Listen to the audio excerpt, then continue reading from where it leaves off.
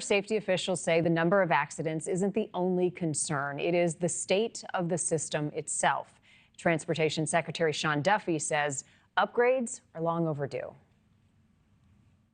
No doubt it is antiquated, it's old, it's anywhere from 25 to 30 years old. You've heard me say it 1,000 times. We're using floppy disks in our system. We have headphone jacks that we're plugging and unplugging. This is, think back to the 1980s, if you were even alive. That's the system that we're using for air traffic control. Now, I want to be clear, our system is safe, right? It's old, but it's safe. But we do have signs to say, looking forward, we don't want to lose lives because we have a break in the system. So it has to be upgraded, and it's going to take money. And to modernize the system, the FAA is rolling out a series of upgrades, including artificial intelligence.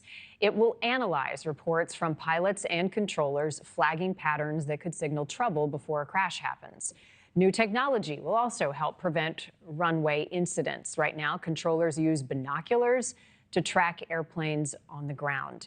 Ground sensors and radar will then give them a clearer real-time view. Air traffic control facilities nationwide will also get an upgrade. They will have high-tech displays, updated software, and more efficient systems to handle heavy traffic. Outdated copper wire will be replaced with fiber optic cables and wireless systems, improving speed and reliability. And thousands of controllers are needed to meet the demand. The FAA plans to expand training programs and raise pay to attract new hires. And to make sure these upgrades are done right, the FAA is also bringing in top aviation experts and engineers. Joining us now is Mark Weiss, a retired American Airlines captain and president of Weiss Consulting Group. Welcome back. It's nice to see you. Are these upgrades necessary right now, overdue? What's your take on some of the efforts now to make flying more safe? Well, they've been overdue for many years. It's sad that it has to take a tragedy like we've seen recently in Washington, plus the other events that have recently happened, to make this come to the forefront and everybody's attention, to put the focus on doing what should have been done over the last number of decades. So it's about time. Yeah, an antiquated system.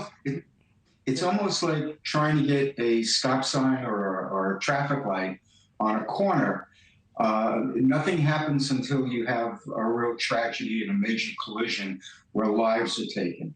And hopefully that this will be a tribute to the people who were lost in those accidents. Yeah, you're right about that. I mean, even hearing something like they're using binoculars to spot air traffic on the runways seems pretty wild to me. How do you incorporate AI? Some of these systems that we just mentioned, how long before you think some of these will be online and in action?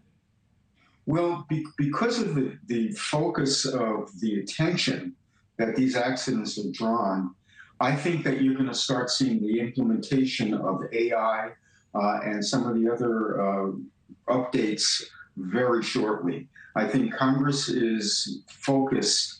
This is very bipartisan. Congress is focused on making certain things happen quickly, and especially at Washington Reagan Airport, which is the airport that's closest to downtown D.C., that this has a very high priority in the people in Washington and in Congress to make something happen. Yeah, we can all agree we want our skies to be safe. And so finally, Mr. Weiss, address that, just the mentality among the public right now. Even if you look at the numbers and it show incidents are down, people are still feeling a little uneasy given some of what we've seen lately. What's your message?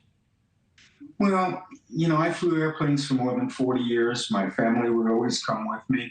I've always felt that they're safe. I know the training that the pilots get. I know the training that air traffic controllers get. Everybody works hard to continually make this as safe as possible. There's over 45,000 flights a day just in the United States. When you think about that, you think about the probability of something happening is pretty minuscule.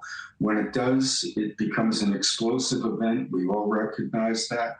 Flying is still the safest method of transportation we have in this country. It needs to be upgraded, and that will only make the statistics get better over time. Yep, and it's already in the works. Thank you, Mark Weiss. Appreciate your time.